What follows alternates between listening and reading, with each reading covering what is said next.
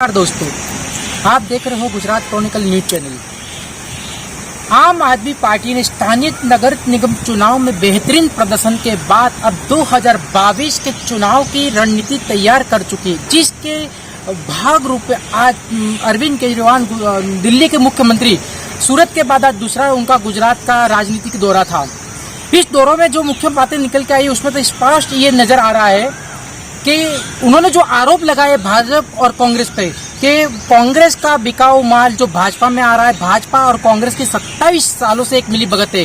गुजरात की जनता के पास विकल्प नहीं है, विकल्प के तौर पर एक आम आदमी पार्टी को चुनेगी और विकल्प के तौर पर आम आदमी पार्टी के साथ साथ गुजरात में एक बहुत बड़ा बदलाव आने का। ये बदलाव कैसा आएगा, जिसके बदलाव की शुरुआत करते यहाँ पे एक प्रसिद्ध प्राइवेट मीडिया के चैनल के पत्रकार ईशुदान गढ़वी को, जिनको आम आदमी पार्टी का खेस पहना के उनको आज बदलाव की गुजरात में शुरुआत की है। इस दौरान अरविंद केजरीवाल से जब पूछा गया कि भाजपा और कांग्रेस के अगर कोई धारासभ्य, कोई विधायक अगर आम आदमी पार्टी में जुड़ने तैयार है, अगर जुड़ना चाहेंगे, क्या उनके लिए दरवाजे खुले, जिस पर उन्होंने अभी तक कोई जवाब नहीं दिया था और जवाब दिए बिना ही अपनी गाड़ी में रवाना हो चुके थे। लेकिन साथ ही साथ उन्होंने आज आम आदमी पार्टी का बदलाव का ये एक नमूना है कि उनका इनॉग्रेशन भी किया है। साथ साथ ईशुदान गढ़वी जैसे एक प्रसिद्ध पत्रकार भी उनके पार्टी में शामिल हुए। साथ आने वाले समय में 2022 में किस तरह की उनकी रणनीति रहेगी, किस प्रकार के चुनाव जीत पाएंगे, किस तरह बेहतरीन प्रदर्शन होगा, इसके लिए 182 सीटों पर आम आदमी पार्टी शायद चुनाव लड़ा सकती है।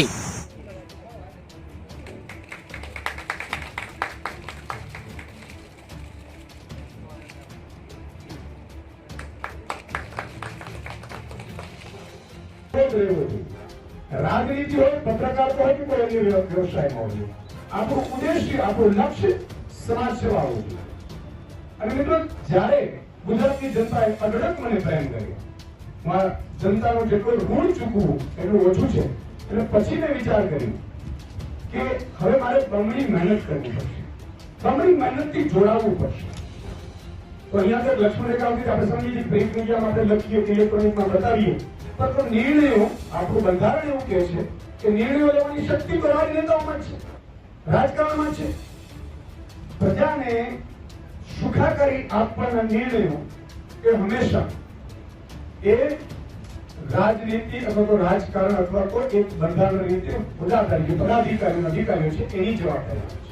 ભ્રષ્ટાચાર મુક્ત ગુજરાત બનાવવાની આપણે મુહિમ છે, ખૂબ સહયોગ મળે, પણ અલ્ટિમેટલી વસ્તુ આવીને ત્યાં ઉભી રહેતી હતી કે થતું હતું એટલું થતું હતું, પણ પછી આવાજ નહોતું પહોંચતું અને એટલા માટે મેં આ રાજકારણમાં આવવાનું નક્કી કર્યું।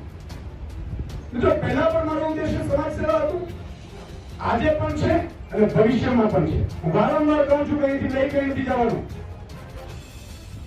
કબીર સંત કબીરની એક વાચના વાક્ય રચના જે ખરેખર મને ગર્વલી ઇન્ટેલેક્ચ્યુઅલ લોકો પણ આ સમજી શકશે, મને આનંદ થશે કે જબ તું આવ્યો છે જગત में जब हंसे तू रोए पर ऐसी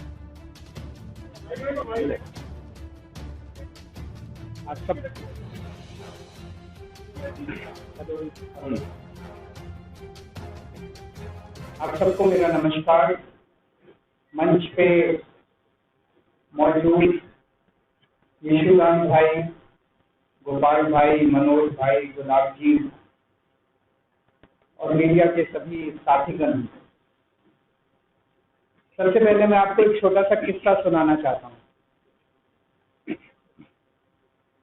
आज सुबह सुबह मैं दिल्ली से अहमदाबाद आया। अहमदाबाद एयरपोर्ट से जब बाहर निकल रहा था तो एक कर्मचारी ने मुझे रोका, कहता सर सेल्फी खिंचवानी है आपके साथ। तो उन्होंने सेल्फी खिंचवाई, फिर मुझसे पूछा कैसे आना हुआ। मैंने कहा ईशुदान जी आम आदमी पार्टी ज्वाइन कर रहे हैं। कहते अच्छा। वो कहता है ईशुदान तो गुजरात का केजरीवाल है। ईशुदान जी, गुजरात की जनता आपको बहुत प्यार करती है, आपको हीरो के रूप में देखती है। गुजरात के लोगों ने आजादी के लड़ाई में बहुत अहम भूमिका निभाई। देश के सबसे बड़े नेता गुजरात की धरती ने दिए, और केवल नेता नहीं दिए, आम लोगों ने भी आजादी की लड़ाई में बड़ी बड़ी शहादतें और कुर्बानियां दी। देश आजाद हुआ, पूरा देश रियासतों में बटा हुआ था। फिर सरदार पटेल ने बीड़ा उठाया कि देश को एक करना, रात दिन 24 घंटे मेहनत करके उन्होंने पूरे देश को इकट्ठा किया। उसके बाद क्या हुआ? पिछले 75 साल अधिकांश कांग्रेस और बीजेपी की सत्ता की कहानी है, और आज गुजरात की जो हालत है वो बीजेपी और कांग्रेस की सरकारों की कारस्तानी है। पिछले 27 साल से गुजरात में एक ही पार्टी की सरकार है, लेकिन पिछले 27 साल इन दोनों पार्टियों के गठजोड़ की कहानी है, दोनों पार्टियों की दोस्ती की कहानी है। कहते हैं, मुझे नहीं पता, आपको तो ज्यादा पता होगा, कि कांग्रेस बीजेपी की जेब में है।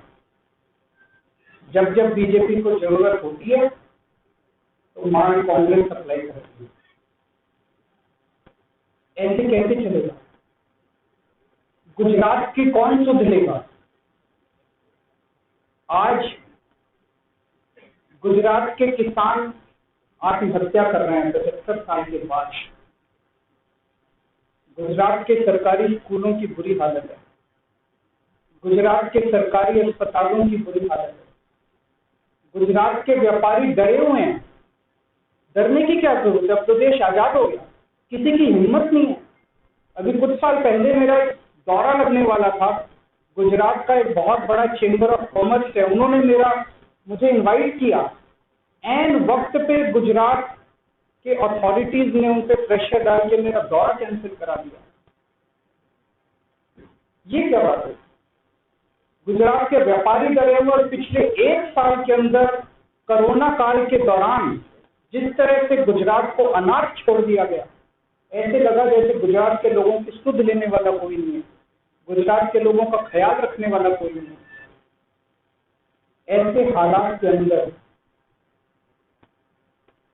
यशोदान गढ़वी जी ने जो निर्णय लिया राजनीति में आने का, मैं यशोदान जी को तहे दिल से बहुत बहुत बधाई देता हूं। उनको क्या जरूरत पड़ी थी? जब किसी का कैरियर खत्म हो जाता है, जब किसी को कोई पूछने वाला नहीं होता, तब अगर कोई छोड़ छाड़ के राजनीति में आए तो समझ में आता है। लेकिन अगर कोई अपने कैरियर की पीक पे अपने कैरियर को लात मार के राजनीति के अंदर आए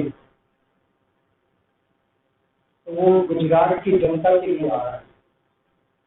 पिछले कुछ सालों से यशोदान जी अपने टीवी चैनल के और अपने कार्यक्रम के जरिए एक एक आम गुजराती की आवाज बने हुए थे, उनकी आवाज उठाते थे। लोग उनके साथ अपने आप को रिलेट करते हैं। आज गुजरात का हर व्यक्ति यशोदान जी के साथ रिलेट करता है। लोगों को लगता है कि वो हमारी आवाज उठा रहे हैं, लेकिन सिस्टम के बाहर रह के आवाज उठा के समस्याओं का समाधान करवाने की अपनी एक सीमा है। सिस्टम के बाहर रह के हम नुक्स निकाल सकते हैं, शोर कर सकते हैं, आंदोलन कर सकते हैं, टीवी के ऊपर आवाज उठा सकते हैं, डिबेट कर सकते हैं, न्यूज में दिखा सकते हैं। लेकिन अगर सामने वाली सारी पार्टियां मिली हुई हों और उनको सुनने की जरूरत ही नहीं, अगर सामने वाली पार्टियां का जो करना है कर दो, हमें तो कोई परवाह नहीं, तुम जितनी आवाज उठानी है उठा लो, हमें तो कोई परवाह नहीं है, चुनाव का नतीजा तो पता ही है, हमें तो जीतना ही है, तो फिर क्या करेगा? तो इन्होंने तय किया कि अब सिस्टम के अंदर जाके कीचड़ के अंदर उतर के कीचड़ को साफ करना पड़ेगा। मैं समझता हूं कि ये इनका बहुत बड़ा त्याग है। ये छोटी बात नहीं है कि अपने कैरियर के पीक के ऊपर, कैरियर के टॉप के ऊपर जब कोई आदमी बैठा और वो अपनी कैरियर को लात मार के अगर वो राजनीति में आया, तो मैं समझता हूं कि उन्होंने बहुत बड़ा त्याग किया है। मैं इनको बहुत बहुत बधाई देना चाहता हूं, इनके त्याग को सलाम करता हूं। और मैं समझता हूं कि जो आम गुजराती आज विकल्पहीन हो गया था, उसे लगता था कि विकल्प ही नहीं बचा गुजरात की राजनीति के अंदर, ये दोनों तो एक ही हैं, इनको वोट देना है, इनको वोट देना है, कोई फर्क नहीं पड़ता, एक ही हैं ये दोनों। आज उनको एक सार्थक विकल्प मिला है। गुजरात के अंदर बैठा हुआ भी हर आदमी देख रहा है कि अगर दिल्ली के अंदर बिजली मुफ्त हो सकती है, 24 घंटे बिजली हो सकती है, तो गुजरात के अंदर बिजली इतनी महंगी क्यों है? गुजरात के अंदर बैठा हुआ आदमी देख रहा है कि अगर दिल्ली के अस्पताल 5 साल के अंदर इतने अच्छे हो सकते हैं, दिल्ली के स्कूल 5 साल के अंदर इतने अच्छे हो सकते हैं, तो 70 साल के अंदर गुजरात के स्कूल और अस्पताल अच्छे क्यों नहीं हुए? अब होंगे, अब बदलेगा गुजरात। अब यीशु विद्यादान भाई ने जो बीड़ा उठाया है, मैं भगवान से प्रार्थना करता हूँ, आज हम सब लोग मंदिर में बैठे हुए हैं, पवित्र स्थान पे बैठे हुए हैं, भगवान से प्रार्थना करता हूँ कि जो सपना गुजरात के लोगों का सपना पूरा करने का जो यीशुदान भाई ने संकल्प उठाया है, वो यीशुदान भाई, गोपाल इटालिया जी, मनोज भाई, इनकी पूरी टीम गुजरात के 6 करोड़ लोगों के साथ मिलके सब मिलके गुजरात को बदलेंगे। और बहुत